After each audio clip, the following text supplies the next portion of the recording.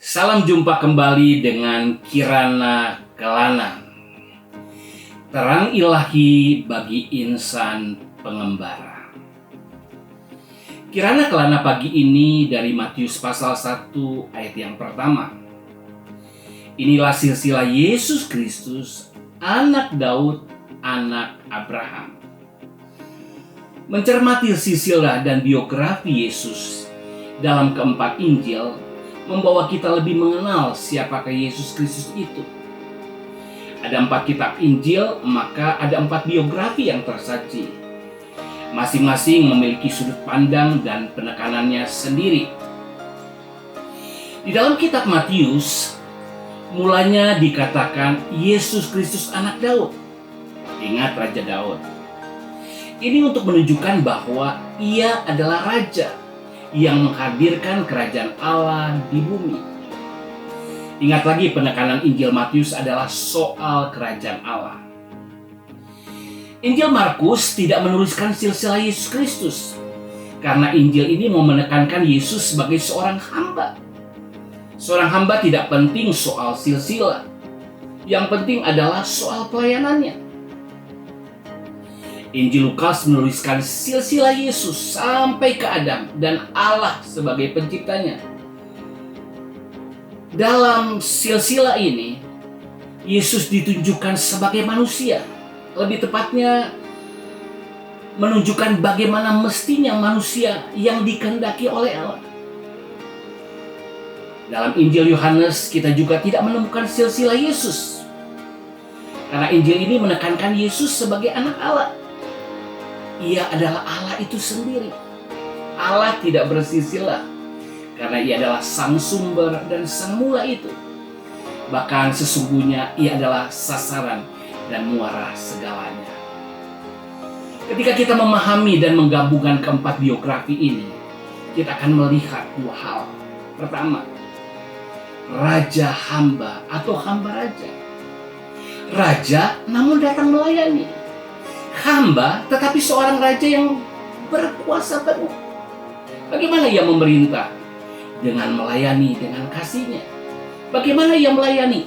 Dengan kuasa kasihnya. Kedua, kita juga melihat manusia Allah atau Allah manusia.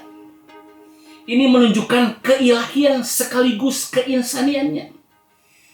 Karenanya ia tidak hanya mewakili manusia di hadapan Allah, ia juga mewakili Allah di hadapan manusia.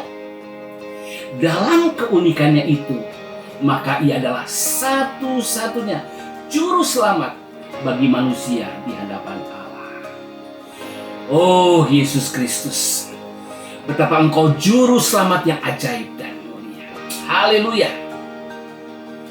Mari kembali kepada kitab Matius 1 ayat 1. Perhatikan, dalam silsilah itu dituliskan bukan hanya anak Daud, tetapi juga anak Abraham.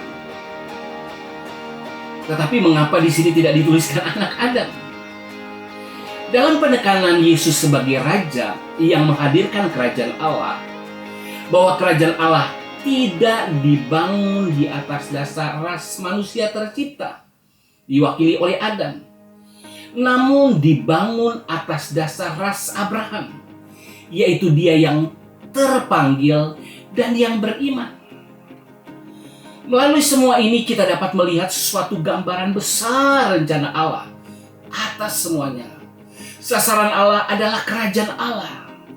Allah adalah raja dan kerajaan Allah dibangun dari manusia-manusia yang terpanggil dan yang beriman kepadanya. Bagaimana Allah membangun kerajaannya? Ia adalah Raja Sorga yang datang melayani dengan kasih kepada manusia yang telah jatuh dengan maksud penyelamatan. Melalui inkarnasinya, ia mengosongkan diri, merendahkan diri, mendemonstrasikan diri bagaimana hidup sebagai manusia bergantung dan berkenan kepada Allah.